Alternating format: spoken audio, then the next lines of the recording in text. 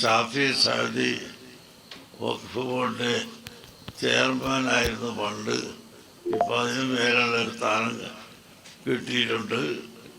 അല്ലാഹു തആല അദ്ദേഹത്തിന് നമുക്ക് ഇസ്സത്ത് പ്രദാനം ചെയ്യട്ടെ. അദ്ദേഹം എല്ലാം നല്ല കന്നഡ ഭാഷയിൽ പ്രസംഗിക്കുന്നവരാണ്. കർണാടക പണ്ഡിത സമൂഹത്തിന്റെ അഭിമാനം. കർണാടക വഖഫ് മണ്ഡലി അധ്യക്ഷനായും ഇപ്പോൾ വഖഫ് കൗൺസിൽ വൈസ് പ്രസിഡന്റിനുമായി സ്ഥാനമേറ്റെടുത്ത ഷാഫി സഅദി ഉസ്താദ് അവറുകളെ വേദിയിൽ ഷാഫി സഅദി ഉസ്താദ് അവറുകളെ സുൽത്താനുൽ ഉലമയുടെ തിരുക്കരങ്ങളാൽ ആദരിക്കുകയാണ്.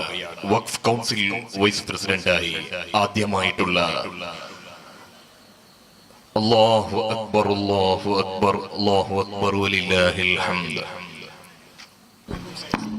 ಆ ಬಹುಮಾನ್ಯರಾದ ಸುಲ್ತಾನ್ ಉಲಮ AP ಉಸ್ತಾದ್ ಇವತ್ತು ಅವರ ಕೈಯಿಂದ ನನಗೆ ಸನ್ಮಾನ ಮಾಡಿಸಿದ್ದಕ್ಕೆ ಅನಂತ ಕೃತಜ್ಞತೆಗಳು. ಏಕೆಂದರೆ ಈ ಕರ್ನಾಟಕ ವಕ್ಫ್ ಕೌನ್ಸಿಲ್ನ ಉಪಾಧ್ಯಕ್ಷರಾಗಲು ಏಕ ಕಾರಣ ಯಾರು ಅಂತ ಕೇಳಿದರೆ ಅದು ಸುಲ್ತಾನ್ ಉಲಮ AP ಉಸ್ತಾದ್.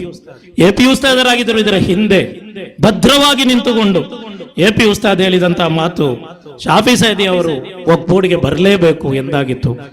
ಆ ರೀತಿಯಲ್ಲಿ ಅದಕ್ಕೆ ಬೇಕಾದಂತಹ ಎಲ್ಲ ಕೆಲಸಗಳನ್ನು ಮಾಡಿದಂತಹ ಶೇಖುನಾ ಸುಲ್ತಾನ್ ಉಲಮಾ ಅವರ ಕೈಯಿಂದಲೇ ಒಂದು ಸನ್ಮಾನ ಮಾಡಿಸಿದ್ದಕ್ಕೆ ನಾನು ನಿಮ್ಮೆಲ್ಲರಿಗೂ ಪ್ರತ್ಯೇಕವಾಗಿ ಅಭಿನಂದನೆಗಳು ಸಲ್ಲಿಸ್ತಾ ಇದ್ದೇನೆ. ಕೃತಜ್ಞತೆಗಳನ್ನು ಸಲ್ಲಿಸುತ್ತಾ ನನ್ನ ಮಾತುಗಳಿಗೆ ವಿರಾಮ. ವ ಆಖಿರು ದಅವಾನಾ ಅನಿಲ್ ಹಮ್ದುಲಿಲ್ಲಾಹಿ ರಬ್ಬಿಲ್ ಆಲಮೀನ್. ಅಸ್ಸಲಾಮು ಅಲೈಕುಂ.